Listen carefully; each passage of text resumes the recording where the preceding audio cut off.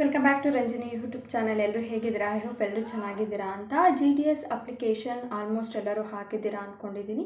ಇನ್ನೂ ಯಾರ್ಯಾರು ಹಾಕಿಲ್ಲ, 14ನೇ ತಾರೀಕು ಲಾಸ್ಟ್ ಡೇಟ್ ಇರುತ್ತೆ. ಎಲ್ಲರೂ ಕೂಡ ಬೇಗ ಅಪ್ಲಿಕೇಶನ್ ಹಾಕಿ, ಅಪ್ಲಿಕೇಶನ್ ಹಾಕಿದಾದಮೇಲೆ ನೆಕ್ಸ್ಟ್ ಪ್ರೊಸೀಜರ್ ಏನು ಮಾಡಬೇಕು, ನಾವು ಸೆಲೆಕ್ಟ್ ಆಗಿದ್ದೀವಿ ಅಂತ ಹೇಗೆ ಗೊತ್ತಾಗುತ್ತೆ, ಫಸ್ಟ್ ಮೆರಿಟ್ ಲಿಸ್ಟ್ ಯಾವಾಗ, ಈ ಥರ ಎಲ್ಲ ಕ್ವಶನ್ಸ್ ಕೇಳ್ತಾ ಇದ್ದೀರಾ. ಮೆಡಿಕಲ್ ಸರ್ಟಿಫಿಕೇಟ್ ಕಂಪಲ್ಸರಿನಾ, ಕಂಪ್ಯೂಟರ್ ಸರ್ಟಿಫಿಕೇಟ್ ಕಂಪಲ್ಸರಿನಾ ಅಂತ ಇದಕ್ಕೆಲ್ಲ ಆನ್ಸರು ನಾನು ಈ ಒಂದು ವಿಡಿಯೋದಲ್ಲಿ ಕೊಡ್ತಾ ಇದ್ದೀನಿ. ಓಕೆನಾ? ಸೊ ಅಪ್ಲಿಕೇಶನ್ ಹಾಕೋದಕ್ಕೆ ಲಾಸ್ಟ್ ಡೇಟ್ ಬಂದುಬಿಟ್ಟು ಇದೇ ಮಂತು ಫೆಬ್ರವರಿ 16 ಅಪ್ಲಿಕೇಶನ್ ಹಾಕೋದಕ್ಕೆ ಕ್ಲೋಸ್ ಆಗುತ್ತೆ. ನೀವು ಅಪ್ಲಿಕೇಶನಲ್ಲಿ ಏನಾದರೂ ರಾಂಗ್ ಆಗಿ ಏನಾದರೂ ಫಿಲ್ ಮಾಡಿದರೆ ಅದಕ್ಕೆ ಕರೆಕ್ಷನಿಗೆ ಟೈಮ್ ಕೊಟ್ಟಿರ್ತಾರೆ. 18 ಮತ್ತು 19ನೇ ತಾರೀಕು ನೀವು ಕರೆಕ್ಷನ್ ಮಾಡ್ಕೊಳ್ಬೋದು. ನೆಕ್ಸ್ಟ್ ಕ್ವಶನ್ ನೀವು ಕೇಳ್ತಾ ಇರೋದು, ಈಗ ಆಗುತ್ತೆ ಏನು ಅಪ್ಲಿಕೇಶನ್ ಎಲ್ಲ ಹಾಕಿದ್ದಾಗುತ್ತೆ. ನೆಕ್ಸ್ಟು ಫಸ್ಟ್ ಮೆರಿಟ್ ಲಿಸ್ಟ್ ಬಿಡ್ತಾರೆ. ಯಾವಾಗ ಬಿಡ್ತಾರೆ ಅಂತ ಅಂದರೆ ಆಲ್ಮೋಸ್ಟ್ 28ನೇ ತಾರೀಕು ಫಸ್ಟ್ ಮೆರಿಟ್ ಲಿಸ್ಟು ಬಿಡ್ತಾರೆ. ಈ ನ್ಯೂ ವೆಬ್ಸೈಟಲ್ಲಿ ಕೆಲವೊಂದು ಇಶ್ಯೂಸ್ ಆಗಿರೋದ್ರಿಂದ, ಅಂದರೆ ಅಪ್ಲಿಕೇಶನ್ ಫಾರ್ಮ್ ಫಿಲ್ ಮಾಡಬೇಕಾದ್ರೆ ಪ್ರಾಬ್ಲಮ್ ಆಗಿರೋದ್ರಿಂದ ಏನಾದರೂ ಎಕ್ಸ್ಟೆಂಡ್ ಮಾಡಿದ್ರೆ ಇನ್ನೊಂದು ಸ್ವಲ್ಪ ದಿನ ಮುಂದೆ ಹೋಗ್ಬೋದು. 28 ಈ ಮಂತ್ ಎಂಡಿಂಗಲ್ಲಿ ನಿಮಗೆ ಫಸ್ಟ್ ಮೆರಿಟ್ ಲಿಸ್ಟು ಬಂದುಬಿಡುತ್ತೆ. ನೀವು ಸೆಲೆಕ್ಟ್ ಆಗಿದ್ದೀರಾ ಅಂತ ನಿಮ್ಗೆ ಹೆಂಗೆ ಗೊತ್ತಾಗುತ್ತೆ ಅಂತ ಅಂದರೆ, ಆಬ್ವಿಯಸ್ಲಿ ನೀವು ವೆಬ್ಸೈಟಲ್ಲಿ ಚೆಕ್ ಮಾಡಿದ್ರೂ ಕೂಡ ಗೊತ್ತಾಗುತ್ತೆ. ಇಲ್ಲ ಅಂತ ಅಂದರೆ ನೀವು ಯಾವ ನಂಬರಿಂದ ರಿಜಿಸ್ಟರ್ ಆಗಿರ್ತೀರಾ ಆ ಒಂದು ಮೊಬೈಲ್ ನಂಬರಿಗೆ ಹಾಗೆ ಇಮೇಲ್ ಅಡ್ರೆಸ್ಗೆ ನಿಮಗೆ ಒಂದು ಇಮೇಲ್ ಬರುತ್ತೆ. ಓಕೆನಾ? ಆ ಒಂದು ಮೆಸೇಜ್ನ ಚೆಕ್ ಮಾಡಿಬಿಟ್ಟು ನೀವು ಡಾಕ್ಯುಮೆಂಟ್ ವೆರಿಫಿಕೇಷನ್ಗೆ ಹೋಗಬೇಕಾಗತ್ತೆ. ಸೊ ಒಂದು 1 ವೀಕಿಂದ 15 ಡೇಸ್ ಅಷ್ಟು ದಿನ ಟೈಮ್ ಇರುತ್ತೆ ಡಾಕ್ಯುಮೆಂಟ್ ವೆರಿಫಿಕೇಷನ್ಗೆ. ನೀವು ಡಾಕ್ಯುಮೆಂಟ್ ವೆರಿಫಿಕೇಷನ್ ನೀಟಾಗಿ ಮಾಡಿಸ್ಕೊಳ್ಬೇಕಾಗತ್ತೆ. ಸೊ ಈಗಾಗಲೇ ನಾನು ಒಂದು ವಿಡಿಯೋನ ಮಾಡಿದ್ದೀನಿ ಯಾವ್ಯಾವ ಡಾಕ್ಯುಮೆಂಟ್ಸ್ ಬೇಕು ಅಂತ ಹೇಳಿಬಿಟ್ಟು. ಅದರಲ್ಲಿ ಮೆಡಿಕಲ್ ಸರ್ಟಿಫಿಕೇಟ್ ಹಾಗೆಯೇ ಕಂಪ್ಯೂಟರ್ ಸರ್ಟಿಫಿಕೇಟ್ ಬೇಕಾ ಕಂಪಲ್ಸರಿಯಾಗಿ ಅಂತ ಕೇಳ್ತಾ ಇದ್ದೀರಾ. ಮೆಡಿಕಲ್ ಸರ್ಟಿಫಿಕೇಟ್ ಅಂತೂ ಕಂಪಲ್ಸರಿಯಾಗಿ ಬೇಕೇ ಬೇಕು. ಹಾಗಾದರೆ ಮೆಡಿಕಲ್ ಸರ್ಟಿಫಿಕೇಟ್ ಎಲ್ಲಿ ಸಿಗುತ್ತೆ ನಮಗೆ ಅಂತ ಕೇಳ್ತಾ ಇದ್ದಾರೆ. ಮೆಡಿಕಲ್ ಸರ್ಟಿಫಿಕೇಟ್ ಬಂದು ನೀವು ಗೌರ್ಮೆಂಟ್ ಹಾಸ್ಪಿಟಲಲ್ಲಿ ಅಥವಾ ಗೌರ್ಮೆಂಟ್ ಡಿಸ್ಪೆನ್ಸರಿ ಈ ಥರ ಇರುತ್ತಲ್ವ. ಸೊ ಈಗ ನೀವು ಯಾವ ಒಂದು ಊರಿಗೆ ಹತ್ರ ಇರ್ತೀರಾ, ಆ ಒಂದು ತಾಲೂಕು ಲೆವೆಲಲ್ಲಿ ಹಾಸ್ಪಿಟಲ್ ಇರುತ್ತಲ್ಲ, ಅಲ್ಲಿ ಹೋಗ್ಬಿಟ್ಟು ನನಗೆ ಮೆಡಿಕಲ್ ಸರ್ಟಿಫಿಕೇಟ್ ಬೇಕು, ಈ ಥರ GDS ಅಲ್ಲಿ ಒಂದು ಜಾಬಿಗೆ ಸೆಲೆಕ್ಟ್ ಆಗಿದ್ದೀನಿ ಅಂತ ಹೇಳಿದ್ರೆ ಅವರು ಮಾಡಿಕೊಡ್ತಾರೆ. ಓಕೆನಾ? ನಿಮ್ಮ ಪಾರ್ಟ್ಸ್ ಎಲ್ಲ ಚೆಕ್ ಮಾಡಿಬಿಟ್ಟು, ಅಂದರೆ ಕಣ್ಣು ಕಿವಿ ಎಲ್ಲ ಚೆಕ್ ಮಾಡಿಬಿಟ್ಟು ಮಾಡಿಕೊಡ್ತಾರೆ. ಕೆಲವೊಂದು ಕಡೆ ಹಾಗೇನೂ ಕೂಡ ಮಾಡಿಕೊಡ್ತಾರೆ. ಓಕೆನಾ? ಅಲ್ಲಿ ಸಿಗ್ನೇಚರ್ ಮಾಡಿಬಿಟ್ಟು ಆ ಒಂದು ಸರ್ಟಿಫಿಕೇಟ್ನ ನಿಮಗೆ ಇಶ್ಯೂ ಮಾಡ್ತಾರೆ, ಒಂದೇ ದಿನದಲ್ಲಿ ಕೊಡ್ತಾರೆ. ಓಕೆನಾ? ಅದ್ರ ಬಗ್ಗೆ ತಲೆ ಕೆಡಿಸ್ಕೊಳ್ಬೇಡಿ. ಮತ್ತು ಕಂಪ್ಯೂಟರ್ ಸರ್ಟಿಫಿಕೇಟ್ ಬಗ್ಗೆ ತುಂಬಾ ಕ್ವಶನ್ಸ್ ಕೇಳ್ತಾ ಇದ್ದೀರಾ.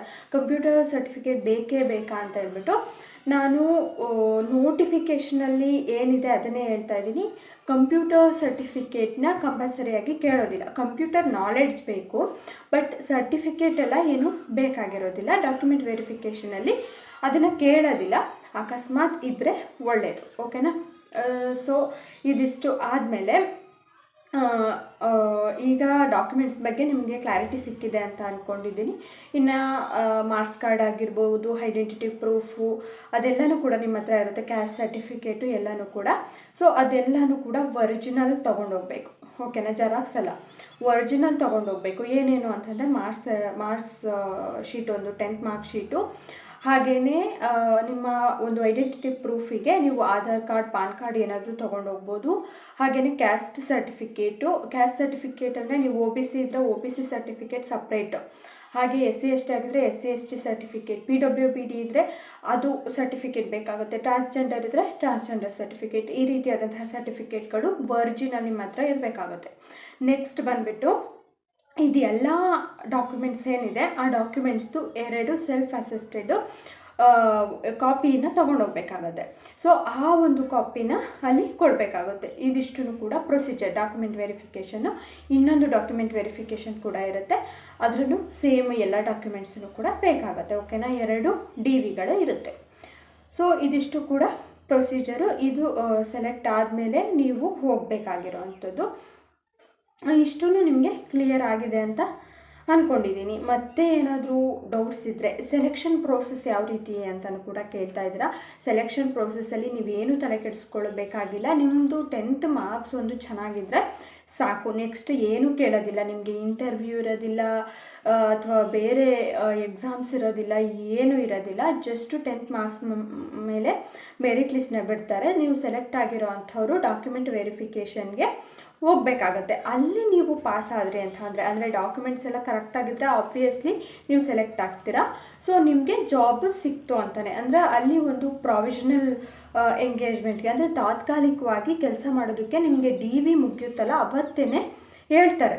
ಸೊ ನೀವು ಅಂದರೆ ತಾತ್ಕಾಲಿಕವಾಗಿ ಅಂತಂದರೆ ನೀವು ಒಂದು 3 ಡೇಸು ಒಂದು ಪೋಸ್ಟ್ ಆಫೀಸಲ್ಲಿ ಟ್ರೈನಿಂಗಿಗೆ ಹೋಗಬೇಕಾಗತ್ತೆ ಮತ್ತು ಅಕಾಮಡೇಷನ್ ಎಲ್ಲ ನೋಡ್ಕೊಳ್ಬೇಕಾಗುತ್ತೆ. ಅಲ್ಲಿ ನಿಮಗೆ ಏನಾದರೂ ಅಕಾಮಡೇಷನ್ಗೆ ಅಥವಾ ಟ್ರೈನಿಂಗ್ ಕೊಟ್ಟ ಮೇಲೆ ನಿಮಗೆ ಕೆಲಸ ಬರ್ತಾ ಇಲ್ಲ ಅಂದಾಗ, ನೀವು ಅಕಸ್ಮಾತ್ ಆ ಕೆಲಸಕ್ಕೆ ಜಾಯ್ನ್ ಆಗಲಿಲ್ಲ ಅಂತ ಅಂದಾಗ ನಿಮ್ಮ ಜಾಗಕ್ಕೆ ಬೇರೆಯವ್ರು ಬರ್ತಾರೆ, ಅಂದರೆ ಇನ್ನೊಂದು ಮೆರಿಟ್ ಲಿಸ್ಟಲ್ಲಿ ಸೆಲೆಕ್ಟ್ ಆಗ್ತಾರೆ. ಸೊ ಆ ಥರ ಅದಾದಮೇಲೆ DV ಮತ್ತು ಇನ್ನೊಂದು DV2ಗೆ ನೀವು ಹೋಗಬೇಕಾಗತ್ತೆ.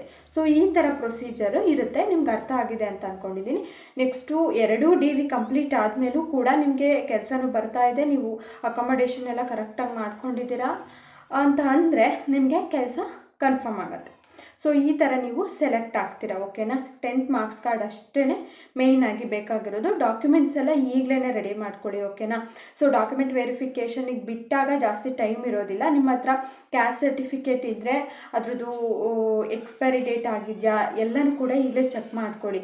ಒರಿಜಿನಲ್ ಏನು ಮಾರ್ಕ್ಶೀಟ್ ಎಲ್ಲ ಈಗ ಡಿಗ್ರಿ ಮಾಡ್ತಾ ಇರೋರದು ಕಾಲೇಜಲ್ಲಿ ಇರುತ್ತೆ. ಸೊ ಅಲ್ಲಿ ನೀವು ಅಲ್ಲಿಂದ ತೊಗೊಂಡು ಬರಲೇಬೇಕು. ಒಂದು ಫಾರ್ಮ್ ಏನಾದರೂ ಬರ್ಕೊಟ್ರೆ ಕೊಡ್ತಾರೆ, ಓಕೆನಾ. ರಿಕ್ವೆಸ್ಟ್ ಮಾಡಿಕೊಂಡು ಅದನ್ನು ಒರಿಜಿನಲ್ ತಂದಾಗ ಮಾತ್ರ ನೀವು ಸೆಲೆಕ್ಟ್ ಆಗೋದಕ್ಕೆ ಸಾಧ್ಯ. ಸೊ ನಿಮಗೆ ಇನ್ನೂ ಏನಾದರೂ GDS ಅಲ್ಲಿ ಡೌಟ್ಸ್ ಇದೆ ಅಂತ ಅಂದರೆ ದಯವಿಟ್ಟು ಕಮೆಂಟ್ ಬಾಕ್ಸಲ್ಲಿ ಕಮೆಂಟ್ ಹಾಕಿ, ನಾನು ರಿಪ್ಲೈ ಮಾಡ್ತೀನಿ. ಮತ್ತು ಈ ವಿಡಿಯೋ ಯೂಸ್ಫುಲ್ ಆಗಿದೆ ಅಂತ ಅಂದ್ಕೊಂಡಿದ್ದೀನಿ. ಯೂಸ್ಫುಲ್ ಆಗಿದ್ದರೆ ದಯವಿಟ್ಟು ಸಬ್ಸ್ಕ್ರೈಬ್ ಮಾಡ್ಕೊಳ್ಳಿ, ಲೈಕ್ ಮಾಡಿ, ಶೇರ್ ಮಾಡಿ. ಸೊ ಇದೇ ಥರ ವೀಡಿಯೋಸ್ಗೋಸ್ಕರ ಸಬ್ಸ್ಕ್ರೈಬ್ ಮಾಡ್ಕೊಳ್ಳೋದನ್ನ ಮರಿಬೇಡಿ. ಹಾಗೆ ಬೆಲ್ಲೈಕನ್ ಮೇಲೆ ಕ್ಲಿಕ್ ಮಾಡಿ. Thank you.